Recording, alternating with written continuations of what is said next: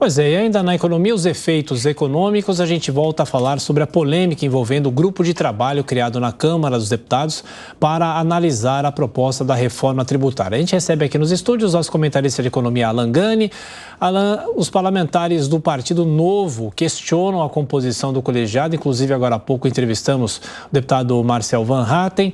E será que se houver tanto questionamento assim, a discussão no Congresso já começa mal?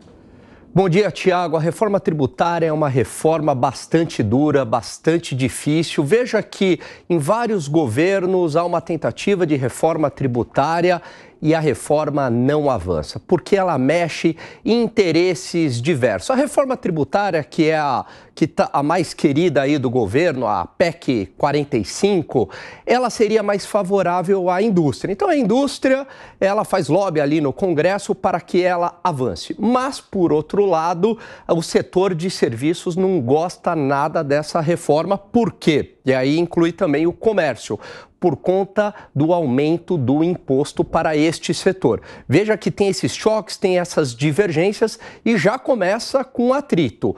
É uma reforma que a tramitação será muito difícil. E, Alan, o ministro da Fazenda, Fernando Haddad, anunciou possível nova regra fiscal para substituir teto de gastos. Essa é uma boa notícia? Quais os reflexos desse anúncio?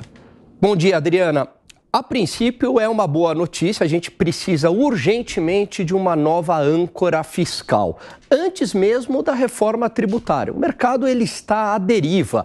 O teto de gastos, eu particularmente achava uma regra excelente. Infelizmente, ele foi abandonado, infelizmente, o teto foi furado várias vezes, mas o fato é que agora a gente precisa de um novo norte para controlar as despesas públicas. O ponto é: ok, teremos uma nova âncora fiscal, aparentemente no primeiro semestre, de acordo com a própria fala do Fernando Haddad, mas qual será esta nova âncora fiscal? Então, a boa notícia é: teremos uma âncora. Agora, temos que ter cautela de como será essa nova âncora fiscal, porque pode ser que seja algo pior, bem pior do que a passada.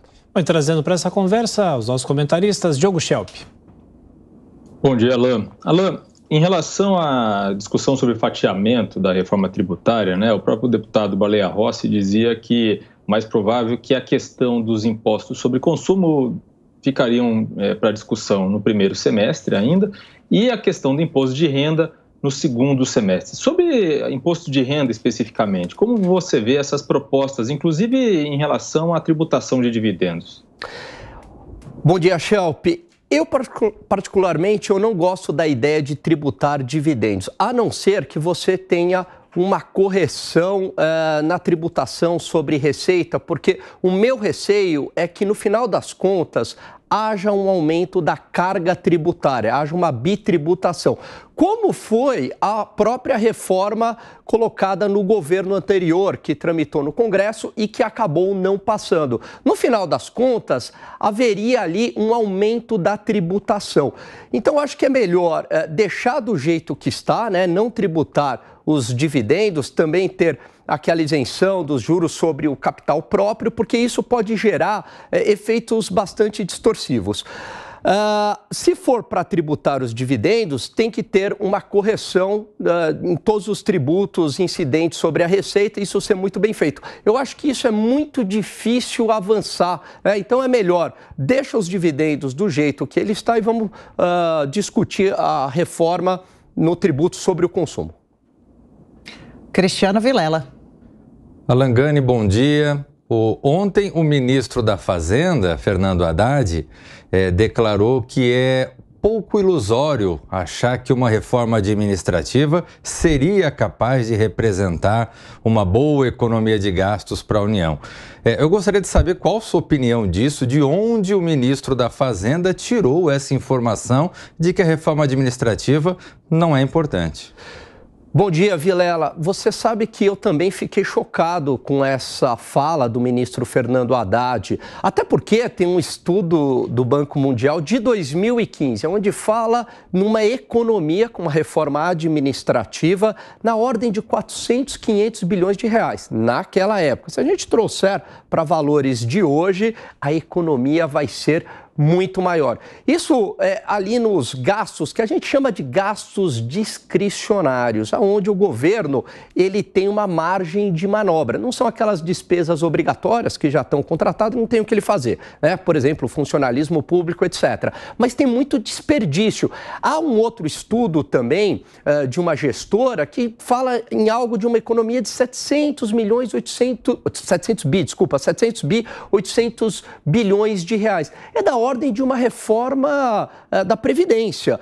Então, eu acho que ele está completamente equivocado e isso sinaliza a visão dele de que a tentativa de buscar um superávit fiscal, ajustar as contas públicas, etc., é muito focado na arrecadação e pouco focado no gasto. Achei uma sinalização bastante ruim, viu, Vilela? E, Alan, em meio às tensões que a gente tem acompanhado dos últimos dias envolvendo o governo federal e o Banco Central, hoje tem reunião do Conselho Monetário Nacional com as participações dos ministros Fernando Haddad e Simone Tebet também. O que esperar desse encontro? O que deve principalmente ser debatido? Olha, o que não deve ser debatido é justamente uma possível alteração da meta de inflação. Por quê? Porque mudar uma meta de inflação nessas alturas do campeonato vai sinalizar para o mercado que o governo está tolerando uma inflação maior. E não é assim que deve funcionar. A régua, ela tem que ser sempre para melhor. Por que o Brasil tem que ter uma meta de inflação maior do que dos países emergentes? Isso não faz sentido. Então, o que deve ser discutido hoje é como conseguir reduzir essa inflação. Qual que é o papel do governo na redução do gasto público e do Banco Central aí agindo com autonomia? O que não deve ser discutido, seria muito ruim, é uma possível alteração da meta, porque alterar a meta não muda a inflação corrente de agora. Pelo contrário, né, Adriana? Sabe o que acontece? Os agentes se antecipam e falam, bom, vai ter uma inflação maior, aí o que os empresários fazem? Eles correm e já aumentam o preço, desancora as expectativas inflacionárias.